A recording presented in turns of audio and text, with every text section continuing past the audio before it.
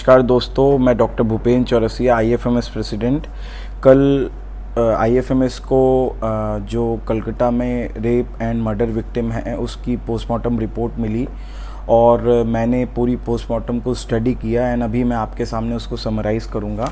सबसे पहले तो तकरीबन 9 अगस्त 2024 को 12:44 पे दिन में डिकीज़ was bought dead in RG Kar medical college. उसके बाद postmortem examination was videography and recorded by Shekhar Roy. जो कॉज ऑफ डेथ बताई गई है, जो मेन कारण है डेथ का, that is death was due to effect of manual strangulation. Manual strangulation होता है गला दबाना, गले को रेतना, एसोसिएटेड विद स्मोथरिंग। स्मोथरिंग मतलब उसकी नाक और मुंह को भी दबाया गया था। Manner of death homicidal, homicidal मतलब उसकी हत्या करी गई है। और मेडिकल एविडेंस में ये भी आया है कि फोर्सफुल पेनिट्रेशन इंसर्शन इन हर जेनाइटेलिया, सेक्सुअल असॉल्ट हुआ था उसके साथ। जब उसकी बॉडी आई तो एक्सटर्नल अपीयरेंस जो बॉडी का था उसमें एक हेल्दी बॉडी थी, तकरीबन 5 फुट 2 इंच हाइट थी। रिगर मोर्टिस हो चुका था ऑल ओवर, मतलब पूरी बॉडी जकड़ चुकी थी। आंखें जो थी आईलिड थी क्लोज थी। कंजक्टिवा जो था वो कंजस्टेड था। सब कंजाइटल हेमोरेजिक हेमोरेज प्रेजेंट था, मतलब उसकी जो आँख है उसमें जो ब्लड वेसल है वो फट चुकी थी। कॉम्प्लेक्शन मीडियम था। उसकी जो फिंगर टिप्स है उसमें नील पड़ चुकी थी, साइनोज्ड हो चुके थे वो। उसने पिंक कलर की कुर्ती पहनी हुई थी उस हमारी बहन ने। वाइट कलर की स्लीपर्स थी। वाइट कलर की उसने ब्रा पहनी हुई थी। और जब उसकी बॉडी वहाँ पे आरजीकर मेडिकल कॉलेज में आई है, डिसीज़ को जब लाया गया है, तो उसके दोनों जो ब्रेस्ट हैं वो एक्सपोज्ड थे साइडवेज। उसके जो लोअर गारमेंट्स हैं वो मिस्ड थे।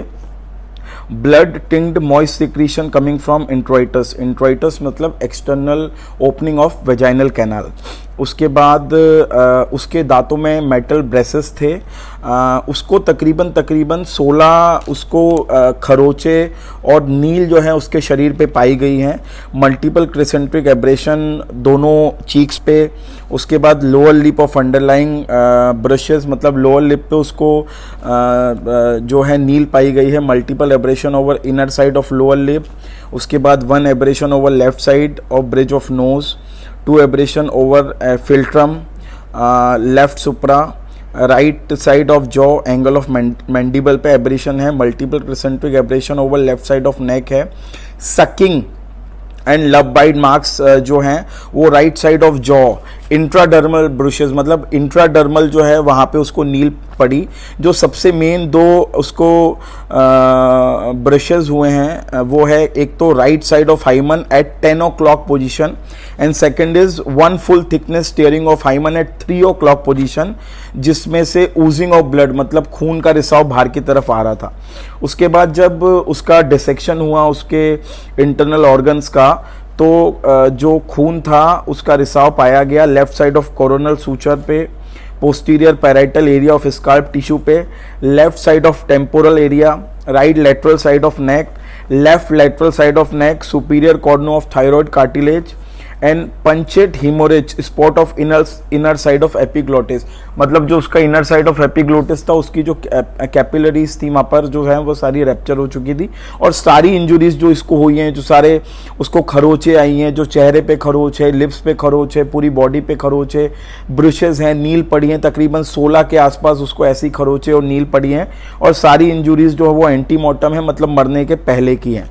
जो सबसे इंपॉर्टेंट बात है जो नोटिंग है वो है एक्सटर्नल एंड इंटरनल जेनाइटेलिया जो उसका ऑर्गन था, white thick viscid liquid present inside endocervical canal, weight 151 ग्राम।